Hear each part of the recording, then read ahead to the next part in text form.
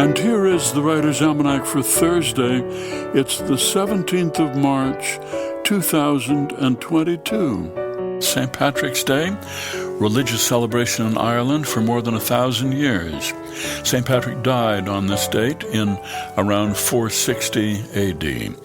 He was English, came from a not particularly religious family, was kidnapped by Irish pirates when he was about 16. They took him to Ireland, sold him into slavery to a Druid high priest who put him to work as a shepherd.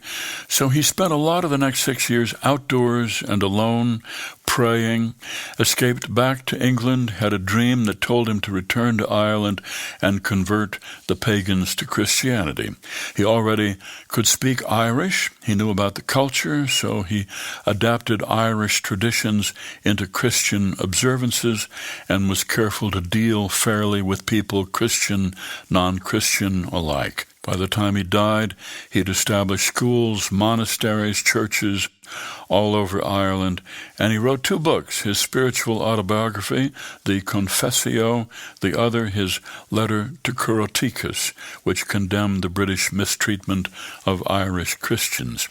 And he's credited with the design of the Celtic cross, the ring around the cross, said to be Patrick's attempt to incorporate the Irish sun god into the Christian symbol. First St. Patrick's Day parade took place in 1737 in Boston, in part to call attention to the mistreatment of Irish immigrant workers. New York City threw its first St. Patrick's Day parade a few years later, and it now is the largest in the world. It's the birthday of the novelist Penelope Lively, born in Cairo, Egypt, 1933, author of the novels The Road to Lichfield, Treasures of Time, and According to Mark, among many others. Penelope Lively, who wrote, "We open our mouths and outflow words whose ancestries we do not even know. We are walking lexicons in a single sentence of idle chatter. We preserve Latin, Anglo-Saxon, Norse. We carry a museum inside our heads. Each day we commemorate peoples of whom we have never heard." And it was on this day, 1941, the National Gallery of Art opened on the Mall in Washington, thanks to the generosity of the financier Andrew W. Mellon, who donated the funds for the main building and who donated so much of the art that is in it. Botticelli, Raphael, Rembrandt, Turner, and Van Dyck. Here's a poem for today by Margaret Hassey, Paint for the Baby's Room.